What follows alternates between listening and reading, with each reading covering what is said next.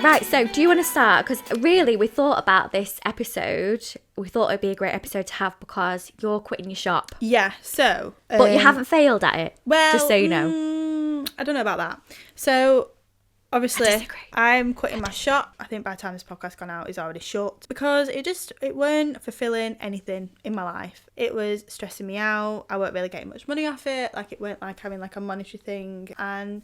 I don't know, I feel like it was taking up a lot of my time and energy and I weren't really getting anything from it. So I did fail in that aspect because that side of the business didn't work, if that makes sense. Because if it would have worked, I would have kept on with it. Yeah, but sometimes things work for you at different times in your life. And at the moment, it's not good for you at this time in your life. At the moment, it's not for me. I feel like the mistakes I did make were... trying to keep up with other brands that are more successful than me in product turnover. I feel like I was trying to make a new product every month, or new products every month, because that's what everybody else was doing. But then because my products weren't selling, I had like a backlog of stock, and I had like a lot of money tied up in this stock that isn't there. I do feel like I niched down too much. I feel like, because obviously my profile was pink and red and everything was pink and red, I feel like all my products were pink and red as well. So I do feel like I niched down in that aspect where, like, for example, if you were going to get a print off me, you would probably get more than 2 prints, because unless you wanted a pink and red wall, do you know what I mean? And everything was pink and red, and like people like variety, do you know what I mean? And so I feel like that's where I went wrong. That's where I failed in that aspect as well. I think I niched down too much. And I think I didn't put enough effort into markets. I didn't do any markets. I've only done a few markets. Just because I didn't know. Obviously, I don't drive and I didn't really know how I'd get there, and I didn't really know how to get the markets. But yeah, no, so... honestly, already I'm feeling so much better about it, and I know that, like, it's not a failure as in like a failure, like a massive failure, but I feel like I have failed on that side of the business. Like, it wasn't where I wanted it to be, and because it had so much potential, and I know it had so much potential because I am, tooting me on flute, I am good at what I do. Just so you know, if you listen to this for the first time and you haven't looked at our Instagrams, Foxanne. She's fantastic. She's absolutely amazing. And that is not me being sarcastic. I'm just very enthusiastic. She's great. She's my number one cheerleader, Laura. You will find that out. But you are really good. And I think you really need to remember that your business hasn't failed. Yeah. And you haven't failed at the shop. You've decided to shut it on your own accord. It's not like you've gone bankrupt, do you know what I mean? Yeah. And I think as well, I was having this conversation with Max's mum. So Max's mum has a shop. She has a baby shop where she sells prams and like clothes and mattresses and stuff like that. And I was telling her, and she was like, well, you're connected to it though. Like, everything you're selling, you've made, and it's a part of you.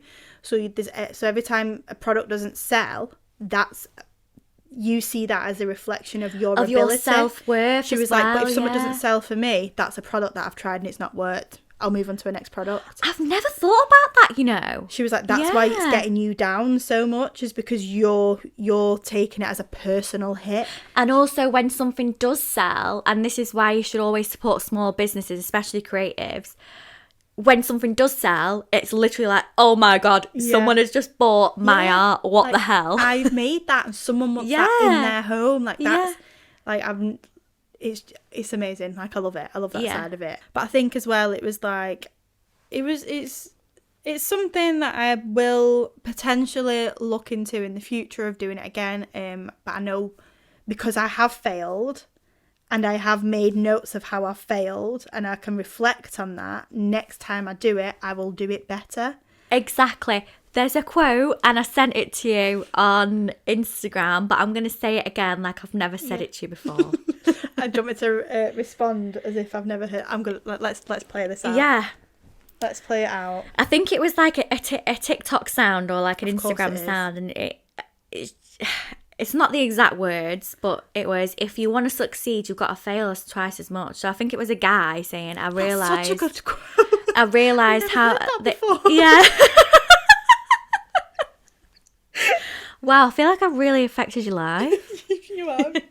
Solved. Yeah, so the guy was just like, I realised that if I really wanted to succeed, I'd have to fail twice as much. Yeah. And that is so true. Like, the only way that you can ever get better is if you fail, because then you learn what not to do next time. Yeah. And like, who's saying that in 2 years' time, for example, when you've like really established your new look, I mean, you are going to establish that a lot sooner than 2 years, but like, who's saying that you can't go, right, I've got loads of amazing prints here, I'm going to set up a new shop and I know exactly what to do now. I know how much, because I remember you saying a couple weeks ago that you'd bought like 400 prints for your first print run.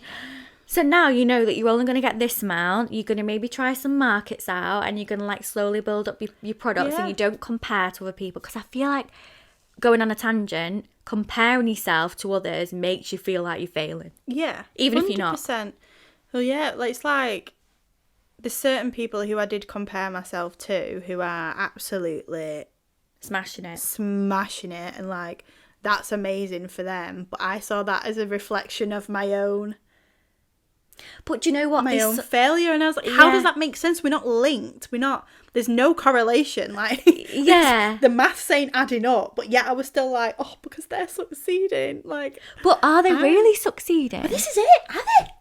Because there'd be people, I know there's people that probably look at me and go, oh, she's doing amazing. Well, I'm thinking, if anyone's thinking that, by the way, you should look at my bank balance and then you change your mind.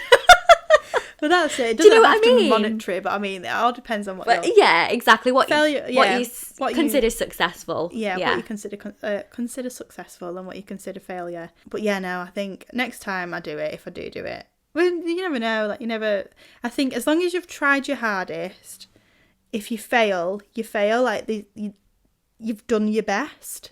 Yeah. Does that make sense? Yeah. And I think as well, if you fail, and because I can't, let me get it up on my phone. I've saved something.